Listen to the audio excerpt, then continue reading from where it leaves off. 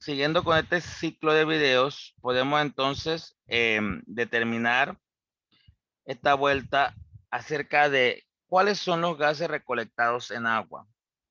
En este caso tenemos una experimentación donde observamos que em, aquí hay una muestra que empieza a generar un gas que es insoluble en agua. Ese gas lo que va a empezar es a realizar burbujeo, o sea, hacer efervescencia. Y cuando este burbujeo empieza a afectar el agua que está dentro de este tubo de ensayo, va a empezar a consumir y el volumen va a empezar a bajar. Entonces, por eso es que se habla que las burbujas de gas son insolubles en agua. Entonces, la presión del gas más la presión del vapor de agua es la presión total que ejerce dentro de este tubo de ensayo.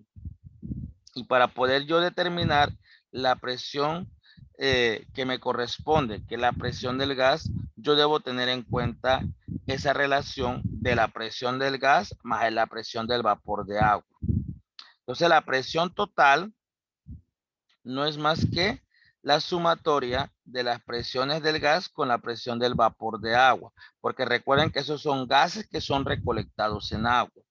Entonces, si yo siguiera esto corrigiéndolo por medio de la presión atmosférica y la presión de columna, pudiese entonces tener una relación que es la presión del gas, que no es más que la resta de las presiones. Aquí dicen atmósfera, pero nosotros podemos utilizar la presión en cualquier unidad, menos la presión del vapor de agua, que son valores que están tabuladas.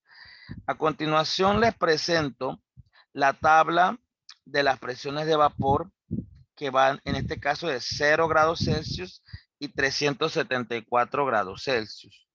Fíjense que empieza a subir a medida que va aumentando la temperatura, asimismo las presiones de vapor del agua también van aumentando. Aquí nosotros nos interesa más la columna de milímetros de mercurio que la columna de hectopascales. Son valores que nos interesan mucho. Por ejemplo, si yo quisiera saber a 25 grados Celsius cuánto es la presión del vapor de agua, vemos que es de 23,78. Aquí lo estamos redondeando a dos cifras significativas. Si nos vamos a la de 70, me dice que el valor del vapor de agua es, de la presión del vapor de agua es 234,03. Y así vamos sucesivamente. O sea que dependiendo de la temperatura en que se encuentre, asimismo va a cambiar cada presión de vapor del agua. Entonces vamos a calcular la masa molar de 4 gramos de un gas que fue recolectado en agua. Esa es la primera clave que ustedes tienen que tener en cuenta, que ocupa un volumen de 7,30 litros a 20 grados Celsius y 750 torr de presión, sabiendo que la presión del vapor de agua a dicha temperatura es de 17,55 torr.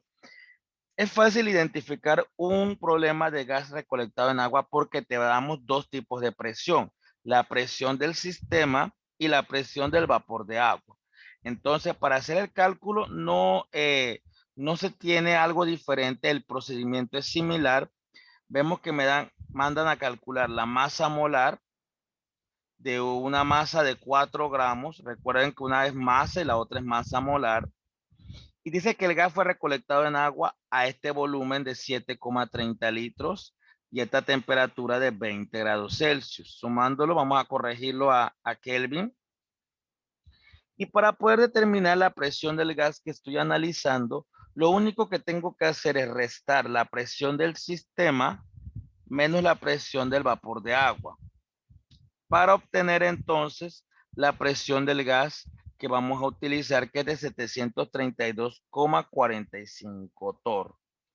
Basándome ahora en la ecuación de estado del gas ideal y como me piden la masa molar, vamos a utilizar la relación masa entre masa molar.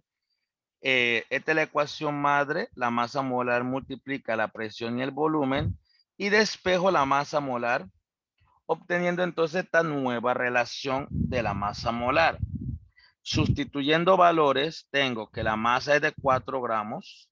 El valor de R, como estamos utilizando una R en torr, voy a utilizar las presiones de acuerdo con el torr que vemos acá. Por lo tanto, vamos a utilizar el R siguiente.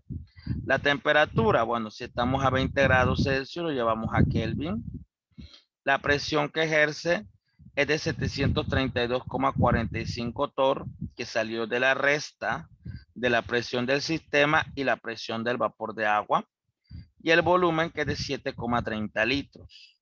Realizando la operación, obtenemos entonces la siguiente cantidad, que es de 13,67 gramos por mol. Recuerden que se multiplican, se divide y se vuelve a dividir porque es una cantidad que está en el denominador.